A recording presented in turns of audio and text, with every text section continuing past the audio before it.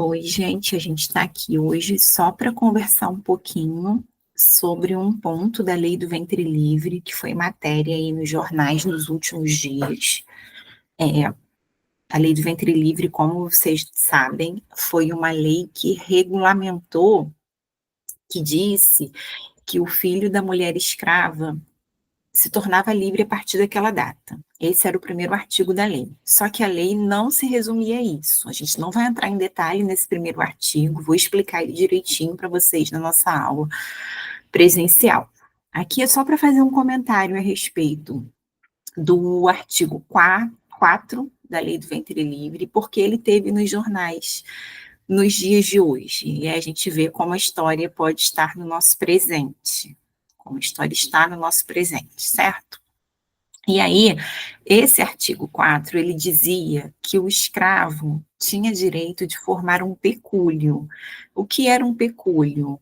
O pecúlio era o direito de formar, o pecúlio era uma poupança, certo? Quando uma lei acontece, quando uma lei vem, ela é instituída, ela é promulgada, significa que já existe alguma coisa dessa prática ali na sociedade, tá?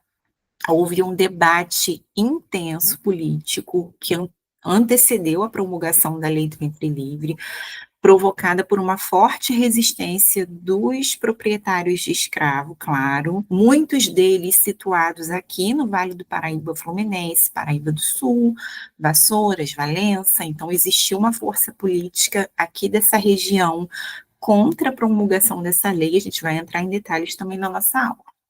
Mas o que interessa para a gente hoje é que, a partir dessa lei, o escravizado tinha direito de formar um pecúlio, formar uma poupança. E aí, o que aconteceu em agosto, agora de 2025, no dia 15, o Ministério Público Federal fez uma ação contra a Caixa Econômica Federal, querendo esclarecimentos a respeito de contas de pessoas escravizadas nessa instituição bancária que não tiveram movimentação, ou seja, ficaram paradas lá. E aí o Ministério Público Federal quer saber, e aí, o que foi feito deste dinheiro? Por que essas pessoas não tiveram acesso a esse dinheiro? Primeira pergunta. E segunda pergunta, o que foi feito desse dinheiro? Tá bom? Vamos entender esse contexto lá da lei de 1871 para a gente chegar aqui nesses dias de 2025 aí, trazendo revelações bombásticas do passado, fazendo a gente refletir sobre as permanências do passado nos nossos dias de hoje, tá bom? Bem, o escravizado podia, então, principalmente o escravizado que estava nos centros urbanos, tá bom? O escravizado que estava nos lugares mais afastados não tinha muito essa possibilidade de formar um pecúlio. A gente tem a figura do escravo de ganho, que está ali nas ruas, e aí ele tem possibilidade. Eu não estou dizendo que a escravidão para esse escravizado que está no centro urbano era mais fácil, era mais leve, era melhor. Não existe isso em termos de escravidão, tá bom? O que acontece é que esse indivíduo tinha acesso a instrumentos, a possibilidades de algum tipo de ascensão e de comprar a própria liberdade. A alforria, até a lei de 1871, era um instrumento do senhor para o escravo, como uma premiação, como um instrumento de negociação na sua escravaria. Ah, algumas vezes no ano, ou alguma vez no ano, o escravizado que se comporta bem, que já está mais idoso, ele é libertado, e isso causa uma comoção ali na sua propriedade, no sentido de deixar as coisas apaziguadas. Agora, a partir da lei de 1871, o escravizado tem direito de propor a compra. Na verdade, ele tem o direito de comprar a própria liberdade, se ele tiver o dinheiro para tanto, tá bom? Ele vai chegar para o senhor e vai falar assim: olha, eu tenho, como a Rita, lá em 1883, em São Paulo, ela chegou para o senhor dela, um tenente Ramalho, ela era cozinheira dele. E aí ela fala assim: olha, eu tenho 200 mil réis para comprar a minha alforria. Ele não aceitou. Ele pediu 800 mil réis para ela.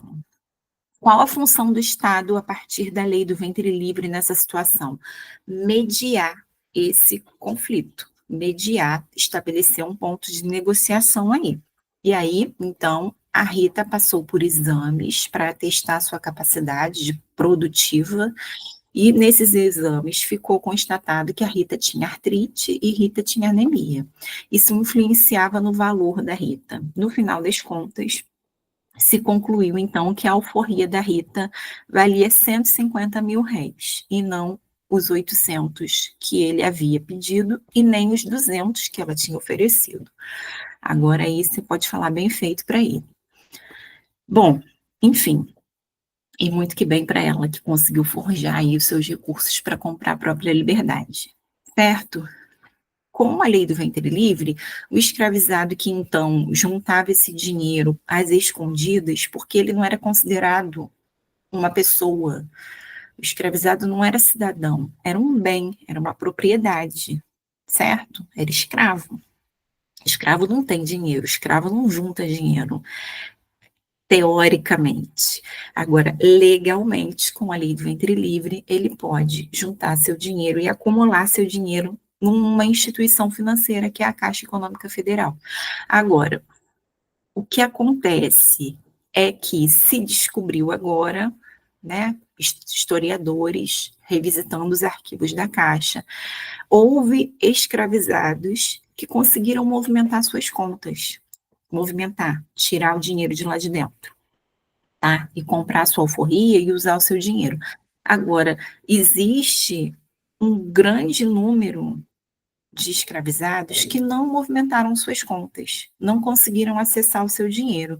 E aí a gente pode pensar em duas situações. A primeira delas é que, embora esse escravizado pudesse abrir a sua conta, ele pode ter encontrado resistência para movimentar essa conta, porque ele ainda não é um indivíduo de direitos, não é um cidadão, certo? Então, ele pode abrir a conta, mas pode ter encontrado resistência para movimentar essa conta. Inclusive, a pessoa que já tinha comprado a sua própria alforria, porque ela tinha que provar a sua condição de livre todo instante, todo tempo. A outra questão é que esse escravizado pode ter deixado o dinheiro lá, e esse dinheiro pode ter ficado, porque ele não conseguiu alcançar o valor total para comprar a sua alforria. E aí o dinheiro foi ficando naquela expectativa de um dia ele conseguir formar aquilo. E mesmo no pós-abolição, não conseguiu resgatar. Essa é a grande questão, né, do Ministério Público. Por que mesmo depois da abolição esse dinheiro ficou parado dentro da Caixa Econômica Federal? Tá bom? Esse valor, né, qualquer pessoa que abrisse uma conta, uma caderneta, abrisse uma caderneta de poupança na Caixa Econômica Federal, o valor rendia 6% a cada 6 meses, tá? E aí, a gente pensa que a possibilidade de ter sacado esse dinheiro, de ter tido acesso a esse dinheiro, poderia mudar muita coisa na vida dessas pessoas, né, daquelas pessoas e dos seus descendentes. Então, quando a gente pensa numa ação de uma instituição, né, uma ação do Ministério Público contra uma instituição que lá no século XIX, né, esteve aí, foi protagonista aí nessa situação, qual o sentido disso? Qual a relevância disso? É uma questão de reparação histórica, é uma questão de você olhar hoje para os descendentes dessas pessoas e explicar, olha, seu bisavô, seu tataravô, teve essa quantia aqui de dinheiro, não movimentou na época, né, por isso e isso. E prestar contas disso, né, gente, porque a instituição financeira é a instituição financeira, né, vive porque existe o lucro, né, vive porque existe a movimentação do dinheiro, tá bom? No caso, nesse caso, a não movimentação, tá bom? Eu preparei aqui uma apresentação. Ah, beleza, eu esqueci aqui desse detalhe, olha, bom bom bom ter visto aqui.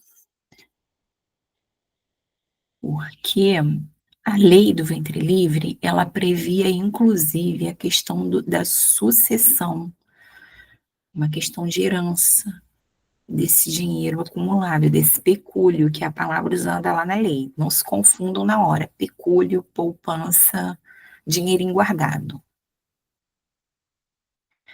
Eu quero apresentar um negócio aqui, não vai embora, não acabou ainda. Poxa, eu fiz isso, achei.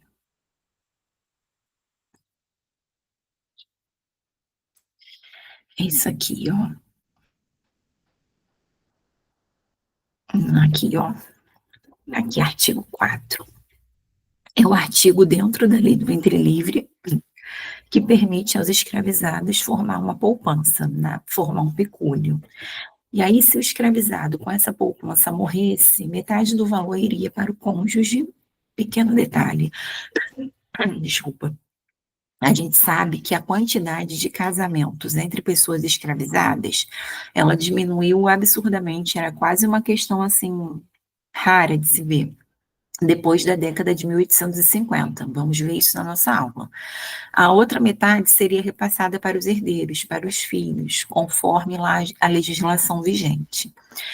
O escravizado que conseguisse acumular dinheiro suficiente para comprar sua liberdade tinha o direito de fazer isso, tá? E aí é que entra a questão que eu coloquei da mediação do Estado, da mediação do judiciário nessa questão.